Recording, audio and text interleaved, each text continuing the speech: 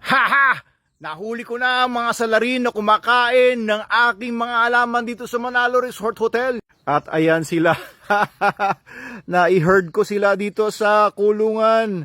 Actually, ito yung dating greenhouse ni Mr. Pumarada. At nakita ko silang nakahilata dito. Nakita ko una yung itim na kambing. Ayun oh. Siya ang hindi ko nahuli. Ayan, kasi nasa labas siya. Pero maipapasok ko siya dito at sasama lang din siya dito sa mga barkada niya. Ayan oh, akala nyo makakalabas kayo. Sinara ko na itong pinto. Ayan, mga kambing ito ni tatay. Mga native lang naman ang mga kambing ito. Wala namang mga halong mga foreign blood ito. So, ito mga kambing na ito, yun, nanganak yung isang kambing na yon ng dalawa. Kinagigiliwan ito dito sa Manalo Resort Hotel. Marami nagpipicture-picture dito dahil natutuwa sila ng mga kambing daw. Ang iyabang daw ng mga kambing na pag-alagala lang dito sa may Manalo Resort Hotel. Dati kinakain nila yung mga nauhulog na mga mangga. Pero lately, ang tinitira nila ay yung mga binhiko, lalo na yung mga talisay, mga iba pang mga halaman ko doon, kalachuchi at kung ano-anong mga tinanim ko. Ayan, kinakain nila. Okay lang naman kung kinakain nila sa yung mga dawag-dawag dito, mga damo-damo dito, pero yung mga ornamental at saka mga tree seedlings ko kinakain nila eh. Kaya sabi ko kay tatay, ikulong natin ito para hindi sila perwisyo or itali para magstay lang sila sa isang lugar at hindi kung saan-saan sila nagre-wreak ng havoc at dadala ng lagim. Ayun oh. So ang sabi naman ng aming guard si General Reyes, yung lalaking yan na yan, yung medyo may itim-itim sa ulo, basta mahuli lang yung lalaki na yan ay susunod na daw tong lahat ng ito. Ayan. Share ko lang ang mga seryosong kaganapan dito sa Manalo Resort Hotel. Si Doc Abel Manalo po ito.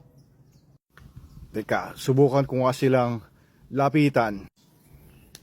Hello baby goats.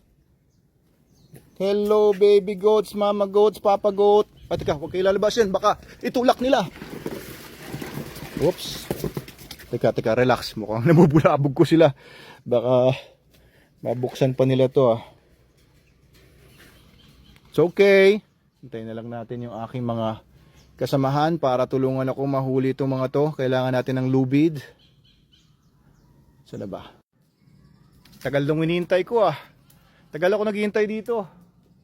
Wala pa yung tinatawag ko. Magdadala ng lubid. Makaupo na nga lang dito. Yeah. Okay, mag-away. Tayo natin yung mga may dalang lubid. Sila Frederick, si Kuya Greg. Ayan, ito nga palang dalawang kambal na to na baby kambing na to. Ang nanay nila, ayan, yung may tali sa leeg. Ayan malaking babae. Tatlo sila nung pinanganak. Namatay yung isa, ganun pala yun. Ang mga kambing pala, kapag tatlo yung naging anak, uy, wag kayo dyan, baka makalabas.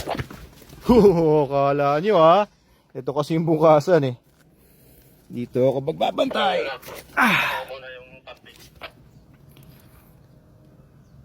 Ayan, ito babae din ito, yung isa lalaki. So tatlong babae yan, kasama yung yung itim na yun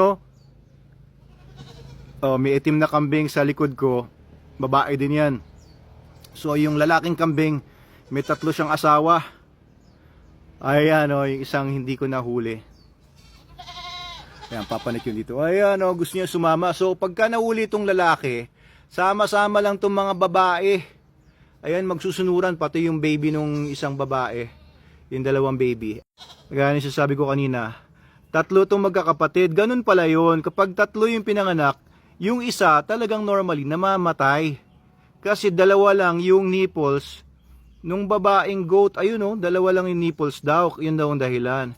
Sabi ko, kung alam ko pala yun, hindi ko alam veterinaryo ako, nakakahiya. Pero yung yung isang baby, pinanganak daw yun, maliit. Kaya likely naman daw talaga mamatay yun. Pero sabi ko, kung alam ko yun, bubuhayin ko yun. Painumin ko ng gatas sa bote. Kaso hindi na naagapan patay na nung nalaman ko. So ito mga to naka-enclose ito doon sa lugar ni tatay doon sa kabila. Pero nakakawala. Nung una, cute naman. Pero nung uli, nang ito kinakain nga yung mga halaman ko, nagpaparami tayo ng mga halaman dito sa Manalo Resort Hotel para gumanda. Alam nyo, green na green lang ngayon, pero pag summer, nako, tutuyo dito. Kaya gusto ko maraming mga puno dito. Ayun na, si Pugo! Pambira, ang tagal ah. Ayan. So, hulin lang natin dito yung lalaki. Tama ba? So, yung lalaki, tapos susunod na yung mga babae niyan.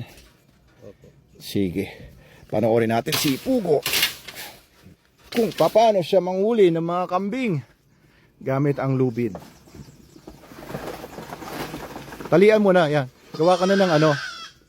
Hala, naipit yung... Hala, naipit yung maliit. Nipilit niya yung ulo niya. Grabe, iyak oh. Parang baby ah. Parang baby talaga umiyak oh. Dapat yung babae pa pumatalian. Ayan, yung babae. Ayan yan. Yung lalaki. Ha? Mahirap talian. Yung lalaki. Ay, yung babae, pagka tinalian, sunod-sunod na rin yung iba. Oo, hindi ba yung lalaki dapat? Dapat patalian rin yan. Yung dalawang malaki na. Oo, unahin mo na yung, yung lalaki. Alam ko, susunod yata yung mga babae sa lalaki, no? Ako kaya, ako. Hindi, ano yun muna, lagyan mo na ng lubid, akin na. Ayan, para pag inikot, inano mo sa ulo niya, ay hihigpit mo na lang. Lalaso mo. Ayan, okay ba? Yan. Sige. Dandaan lang. Yan. Oops. Alam mo ba ginagawa mo? Ayan, sige. Sige.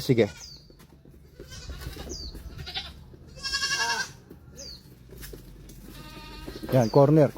Oops. Bilisan mo.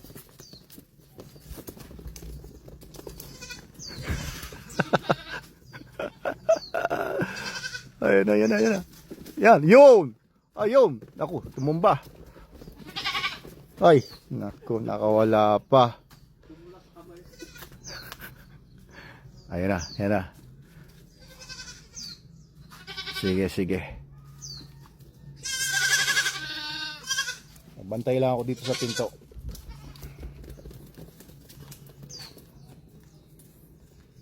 Ayan na. Kaka na. Yan. Yun. Ay, muntik na. Tapa.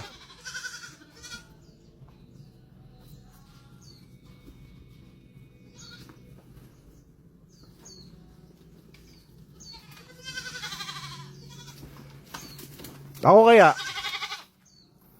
Pasubok nga. Gigigil na si Pugo. Magaling umilag. Sige, mas magaling ka dyan. Relax lang. Oops. Yun. Uy, sumabit lang sa sungay. Isa pa. Eto, yan na. Sigurado na yan. Lakihan mo na. Ito.